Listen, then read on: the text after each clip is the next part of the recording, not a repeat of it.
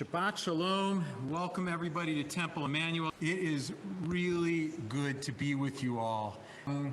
What an incredible thing it is for us to be together and to be able to see one another as we have done for over a year now.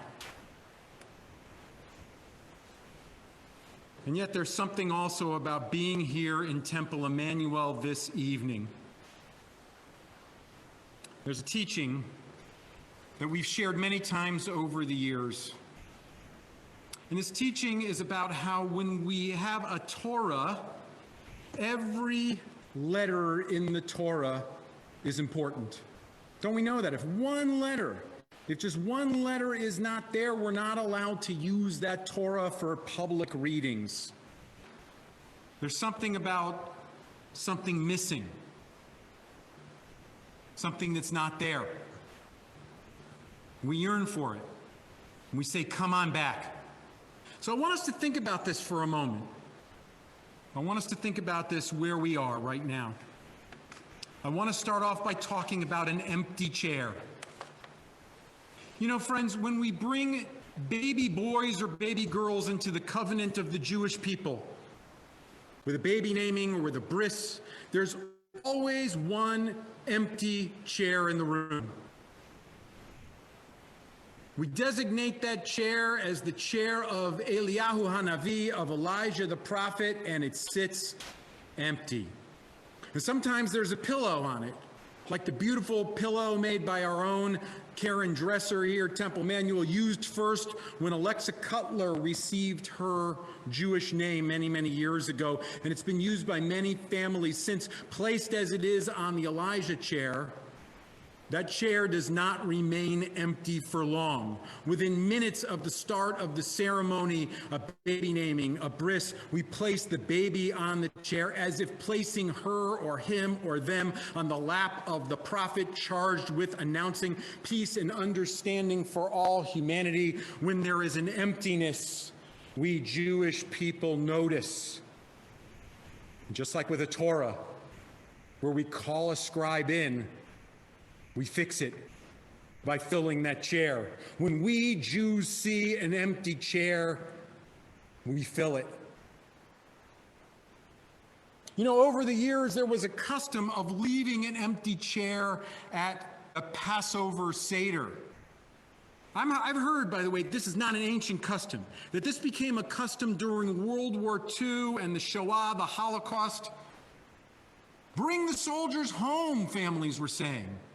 Bring them back to us, to the embrace of their families. Safeguard our families overseas who are being oppressed by Hitler, we were symbolically saying. You know, in many of those instances, those chairs would be filled with those who returned home. But sadly, and much like in our own times, there were some chairs that would remain empty. And they would stand as a reminder that the words "never again" would require serious changes in our world. An empty chair at the Seder table. Keep that in mind. You know, I was first introduced to that custom of the empty chair at the Seder table in the mid-1980s when I was a college student. Jews in Russia, and what is now, thank God, the former Soviet Union, were being persecuted for nothing other than wanting to be Jewish. We had seen this before, repeated over and over and over again. We even talk about it in the Passover Haggadah.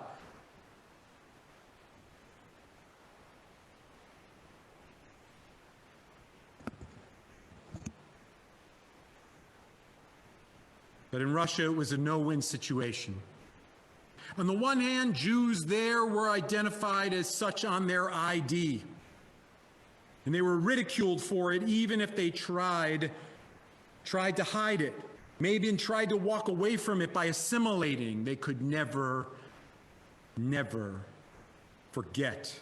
The rest of the world reminded them on their ID card. However, if those same Jews stood up for who they were, if they tried to learn Hebrew, if they tried to celebrate Purim, if they wanted to have a Passover Seder, if they did the things that we accept as just being part and parcel of what it means to be Jewish, if they even spoke about moving to Israel, they might be fired from their jobs, harassed, thrown out of the university, and in some cases even thrown in jail. You may remember the term refusnik. Those were the Jews who tried to get to Israel, were refused those precious visas. Like Natan Sharansky, were thrown in jail. We in the West, we join groups like the Triple SJ. Maybe some of you would join that also. The Student Struggle for Soviet Jewry. I was a member of that organization when I was a college student, following in the footsteps of my teachers. And one of the things that we did every Passover, those of us connected through the Triple SJ, the Student Struggle for Soviet Jewry, and those who had just heard about it, didn't belong to any organization, we left an empty chair at our Seder tables. And we did this until all Soviet Jews were freed. Sometimes we put the name of someone that we were thinking of. Sometimes it was just symbolic of all Soviet Jews. No more silence, not from us. Action, speaking up, bringing petitions. I once got roughed up outside the Soviet embassy in Washington, D.C., trying to bring a petition to those that were there. But that empty chair at the Seder table, we left it open. Jews were freed, as we all know, in the late 1980s, early 1990s, as the Iron Curtain fell. They were free because we left those empty chairs, but did even more. We lifted our voices up. We never forgot. And then when they came here, like many did to Greensboro, we made sure that they had a community. And some may even be with us now on this Zoom in this holy gathering. And we've left empty chairs at our tables at other times too. I think of how we left an empty chair here at Temple for Israeli soldier Gilad Shalit, who was held captive in Gaza by Hamas for many years. We did this in the main sanctuary. We also did it at our Seder tables until he was ultimately freed. And each time, it reinforced for us that when we Jews leave an empty chair, when we see an empty chair, we endeavor to fill it. You know, unlike adding the different foods and symbols to our Seder plates, this custom of the empty chair seems to have diminished, maybe even disappeared over the past few years. But I've got to tell you, friends, these two past Passovers have had me thinking about empty chairs at our Passover tables over and over again. Think about who we've wanted to invite to our Seders, but it's just not been possible to do in the numbers that we've become used to. And if not at our Seder tables, where else have we been encountering empty chairs? They're here in our congregations. They're in our congregational schools. I am in a room right now where you and I used to be together. We would fill this place for Shabbat and holidays, at times needing comfort and at other times for celebration. We would do it for religious school assemblies. We would do it for concerts. We would do it with tears in our eyes and warm embraces. We would do it for all the things that communities do.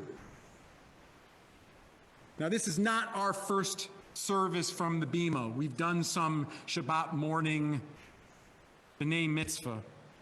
But it is our first Friday night having music from here in over a year, and the feeling, I gotta tell you, gives me goosebumps. And maybe you're hearing it also. We all long for a time to fill these empty chairs, and we know that we are going to be taking these steps together. These seats right now are empty for the most part. But I have to say this, each and every one of you, your presence is here right now. We've brought you into the room, and we look forward to the time that we'll all be back together, because that's what we Jews do. When seats are empty, we endeavor to fill them. When seats are empty, we work to fill them.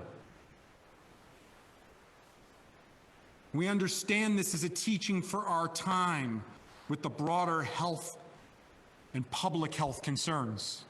But we can also understand this on the spiritual level. You know, there are deep teachings in the Jewish tradition connected with Passover about emptiness and filling it.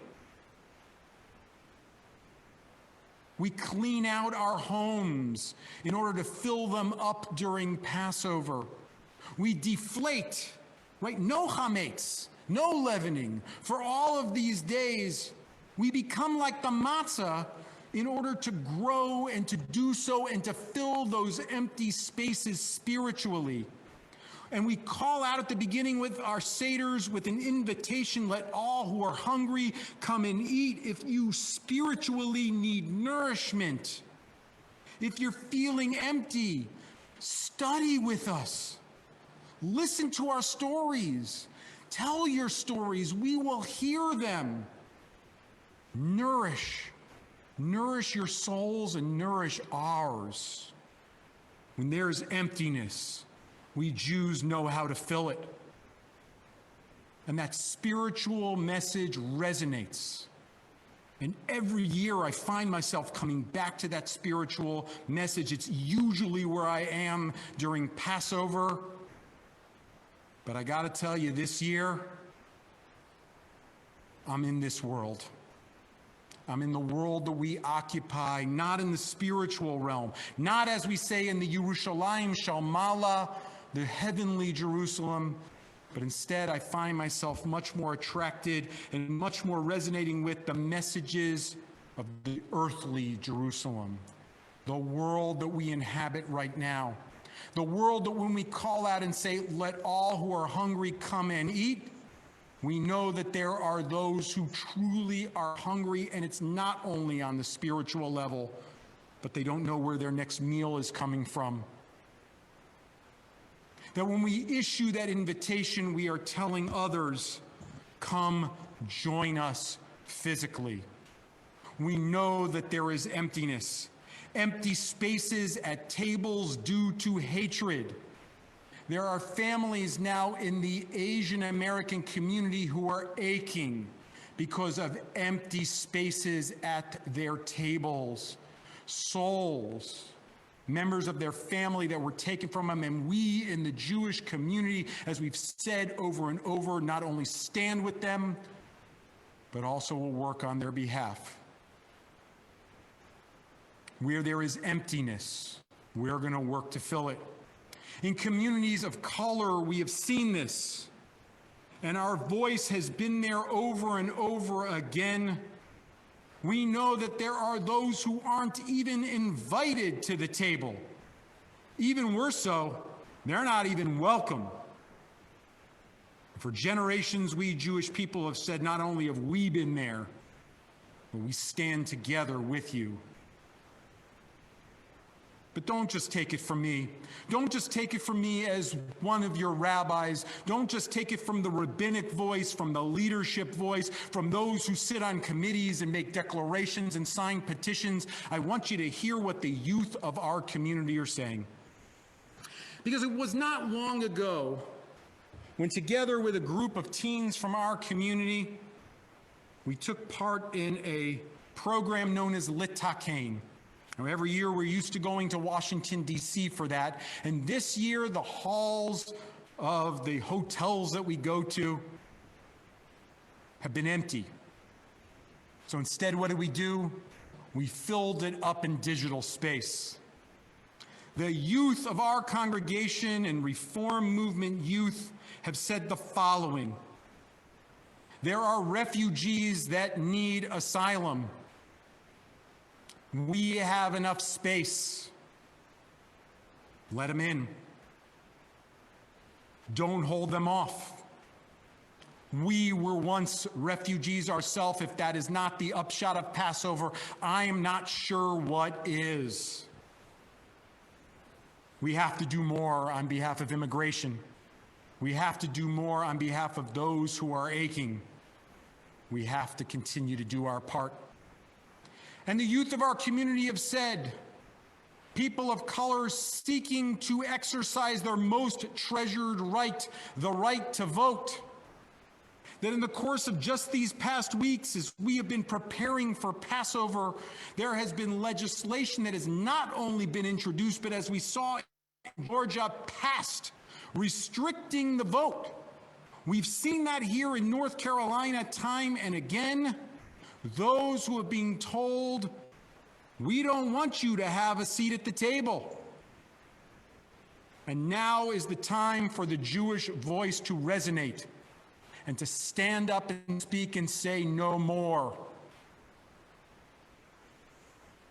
And last but not least, they've also talked about other civil rights, specifically the rights for those who are transgender.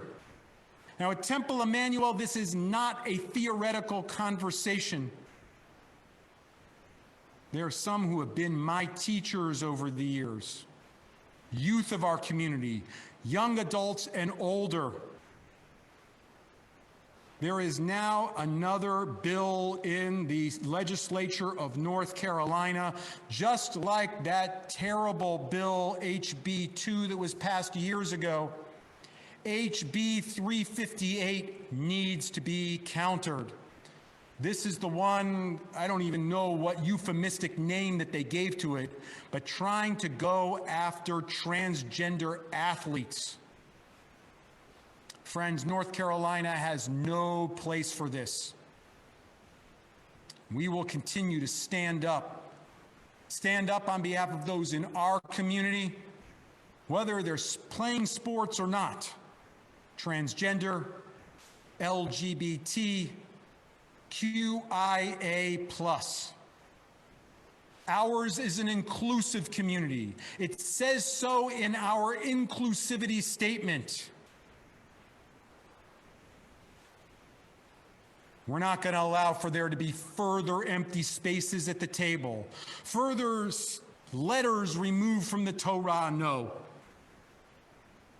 And our voices need to ring out on behalf of this. Let our representatives know we say no to this dastardly Bill 358 and anything else that would need to find its way into this legislature. We need to oppose it. I think back to a panel that I was on not long ago. It was held at the Civil Rights Museum, clearly prior to COVID. One of the ministers, a Reverend Nelson Rivers from Charleston, was on it. And there was a panel that was made up of only men that evening. We were talking about civil rights, and someone asked actually what I thought was a good question. He said, Rabbi, if you take a look at your panel tonight, everybody on the panel is male. Which one of you is willing to give up your seat on this panel in order for a woman to be on the panel? I thought about it for a second. I said, it's a great question. I was ready to stand up and say, me. Why not? Reverend Nelson Rivers,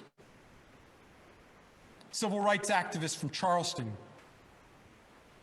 said, let me reframe your question for you. Because it is a good question. But it's also a question that boxes us in. Makes people think that it's a zero-sum game.